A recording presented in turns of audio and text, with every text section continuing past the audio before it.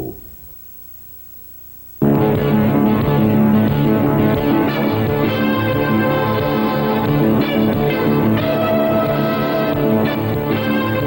O Jornal da Globo começa agora com os assuntos que foram notícia no dia de hoje.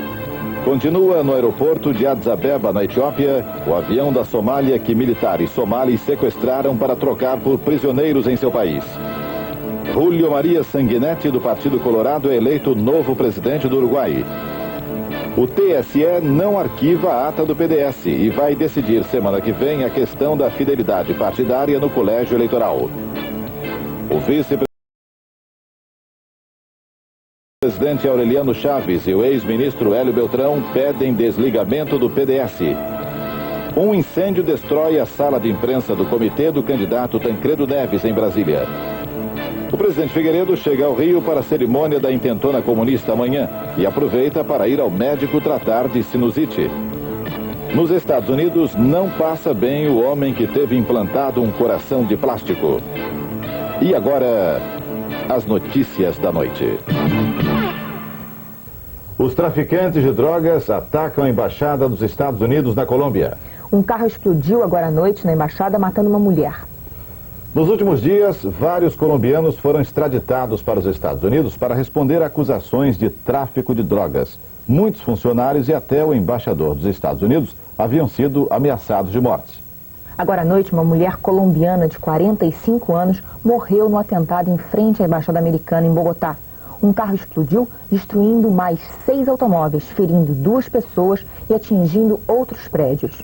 A versão até agora é de que o atentado é uma represália da máfia da droga contra as últimas investidas dos Estados Unidos sobre os traficantes colombianos. Agora à noite, os funcionários americanos começaram a deixar a embaixada em Bogotá para voltar com suas famílias para os Estados Unidos. Chega agora mais uma notícia de Bogotá. O embaixador da Espanha na Colômbia também foi ameaçado de morte em telefonemas anônimos atribuídos aos traficantes de drogas. A nova democracia uruguaia. O presidente eleito Julio Maria Sanguinetti quer antecipar a entrega do poder pelos militares marcada para 1º de março de 85. Com a vitória do Partido Colorado, muitas pessoas foram às ruas pedir a libertação do líder do Partido Nacional, Wilson Ferreira Aldunate. A polícia reprimiu a manifestação, mas a família de Aldunate acha que a libertação dele está perto. É o Uruguai da esperança, como mostra agora a reportagem de André Luiz Azevedo. O regime militar acabou depois de 11 anos. E acabou assim, no meio dos choques entre esquerda e direita, a polícia não avançou sobre nenhum lado, ficou no meio. Não deixa de ser novidade na América Latina. No dia 1º de março, este homem, o advogado José Maria Sanguinetti, assume a presidência.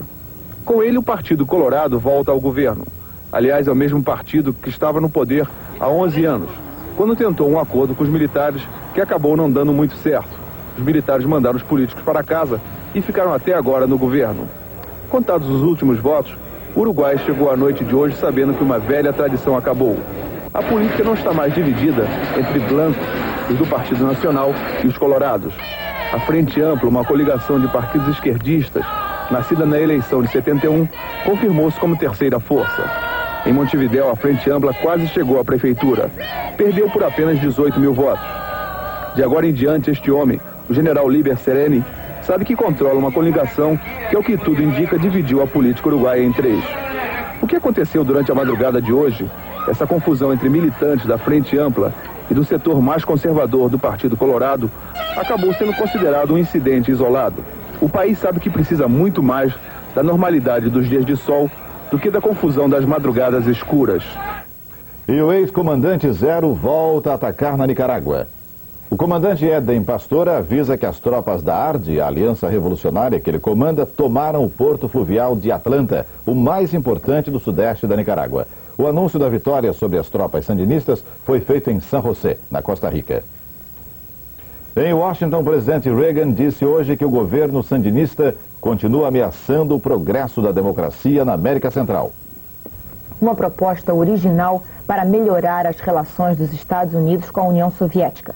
O autor é John Hinckley, o homem que feriu o presidente Reagan num atentado. Pois bem, Hinckley sugeriu numa entrevista à revista Newsweek ser trocado pelo dissidente soviético Andrei Sakharov. Me sinto como um preso político nos Estados Unidos, diz Hinckley, e ficaria mais seguro e feliz na União Soviética. Sakharov, confinado em Gorky, não foi ouvido pela Newsweek para dizer o que acha dessa proposta. As relações de comércio internacional.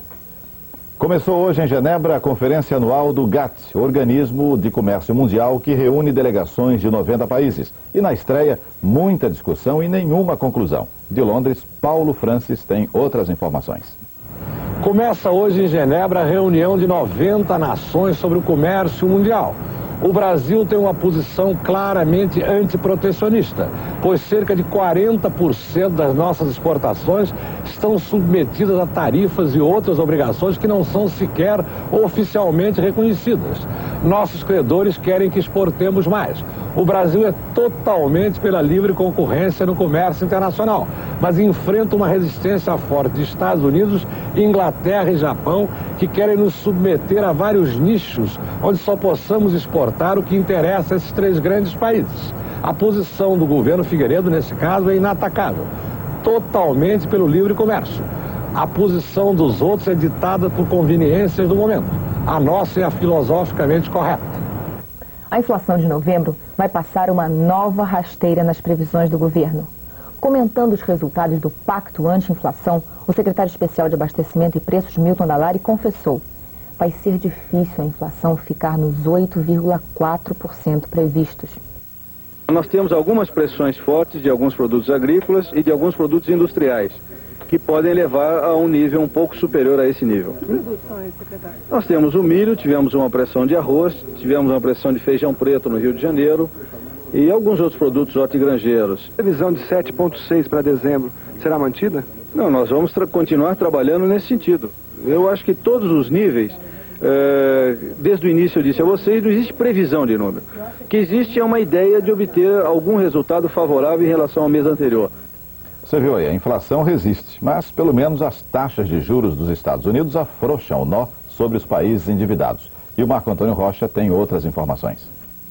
Notícia boa lá fora e notícias não tão boas aqui dentro. Os bancos americanos reduziram mais um pouco suas taxas para clientes preferenciais, a chamada Prime Rate. Desde setembro ela já caiu 1,5 ponto percentual e deve ter outra queda ainda antes do final do ano. Em compensação, vocês viram o secretário Dallaire reconhecer que a inflação ganhou mais uma vez do governo neste mês. Aliás, na semana passada, o ministro Delfim estava deplorando aqui em São Paulo que um só produto, caso do milho, acabasse tendo tanta influência no índice geral de preços. A assinatura do Estatuto das Microempresas foi adiada mais uma vez, mas deve sair finalmente amanhã com 2 vetos, o da isenção do IPI e da obrigatoriedade dos bancos aplicarem 2% do seu crédito nas microempresas. O governo não quer mais contingenciar o crédito bancário. Queda um tanto surpreendente nas bolsas hoje. Não dá para explicar ainda, a ordem é ficar atento. O TSE deve se manifestar mais uma vez contra a fidelidade partidária. Aparece cada tipo de cheque. Esse aqui é o cheque voador. Onde será que ele vai cair? Esse é o cheque borracha, que bate no caixa e volta. E tem o cheque cowboy, se não sacar rápido. Bye bye. Troque para o super cheque Benji. Esse é quente. Benji, o Banco de Minas. Atenção, atenção, todos atenção. Prepare-se para a maior aventura submarina de todos os tempos. Tecnos Skydiver. Coroa rosqueada para vedação total. Super à prova d'água. Catraca móvel para ajuste de tempo de mergulho. Caixa blindada em aço, super delgada. Resiste até 100 metros de profundidade. Tecnos Skydiver. Mergulhador profissional. Um momento, é o Lof? Não, mas quem é você? Eu sou você amanhã, com licença. Garçom, troca por Orloff. Mas não são todos iguais? Não, Orloff custa um pouco mais, mas amanhã você não se arrepende. Mas afinal, quem é você? Eu sou você amanhã. Quem? Telefone para o senhor. Obrigado, e quem é? É, amanhã. Pense em você amanhã. Exige a Orloff hoje.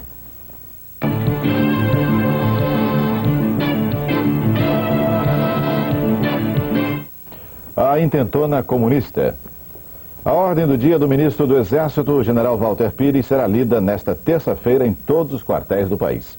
A ordem do dia do ministro Walter Pires faz duas advertências. Na primeira, diz o seguinte: o comunismo, hoje como ontem, tenta infiltrar-se nos partidos políticos, órgãos de comunicação social, sindicatos, quartéis e em toda e qualquer organização que lhe permita, direta ou indiretamente, solapar o regime democrático. A outra advertência é dirigida aos próprios comunistas. Diz o seguinte: saiba o inimigo de 35 que nenhuma violência, artifício ou pressão poderá demover o exército brasileiro do inarredável compromisso de preservar a democracia como fonte perene de liberdade para o Brasil e para o seu admirável povo.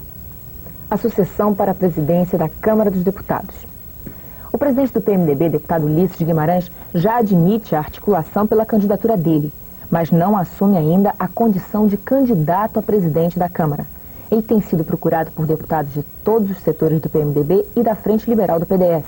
Mas ele tem dois concorrentes dentro do próprio PMDB, como conta de Brasília a repórter Sônia Pompeu. Assumir esta cadeira da presidência da Câmara não vai ser tão fácil como pensa o presidente do PMDB. Os dois candidatos do partido não abrem mão da disputa. Eles são os deputados Alencar Furtado, da ala autêntica do PMDB, e Valber Guimarães, do setor moderado. A candidatura do Dr. Ulisses, para mim, é fato novo, mas a minha candidatura não me pertence mais, pertence a diversos setores do partido. Não está em jogo a preferência em favor de A ou de B, até porque eu não vejo ainda a candidatura do deputado Ulisses Guimarães como tal. A minha resposta é esta. Eu entendo que o assunto pertence à instituição, no caso à Câmara dos Deputados. Pertence também ao PMDB, porque o PMDB, por circunstâncias conhecidas, deverá indicar num acordo que se vai fazer com todas as forças da Câmara, sem exclusões, eu entendo, a presidência. O senhor não acha que essas virtuais candidaturas dentro do PMDB podem provocar um racha dentro do partido? Não, nunca houve racha dentro do partido. O partido sempre encontrou os caminhos da compreensão, do entendimento, sobrepondo o interesse da nação e, no caso, o interesse da instituição. O candidato Tancredo Neves admitiu na semana passada que, se ganhar a eleição, o governo dele terá uma oposição liderada pelo atual ministro Delfim Neto. Mas de qual partido o ministro do Planejamento faria oposição ao governo Tancredo Neves? Pelo PDS?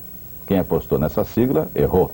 Pelo menos é o que garante o deputado Gastone Rigg, do PTB de São Paulo. O deputado informou que o ministro Delfim Neto já está de malas prontas para ingressar no PTB. O ministro Delfim Neto, depois de março deste ano, irá seguramente ser reconhecido como uma das grandes figuras deste país, como um dos grandes administradores públicos. O ministro está sendo bem-vindo, então, no partido? Muito bem-vindo.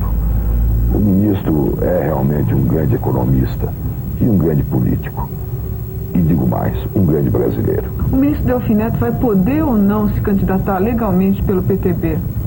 Com certeza irá poder se candidatar, porque neste próximo ano nós teremos a reformulação partidária e depois uma constituinte em 1986.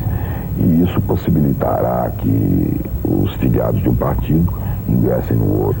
Será, portanto, uma oportunidade para o ministro Delfim Neto vir à vida política na condição agora de participante pela via eleitoral. As boas relações do ministro Delfim Neto com parte do PTB são conhecidas desde o tempo em que a deputada Ivete Vargas procurou negociar com o governo uma aliança que não se consumou de todo na prática.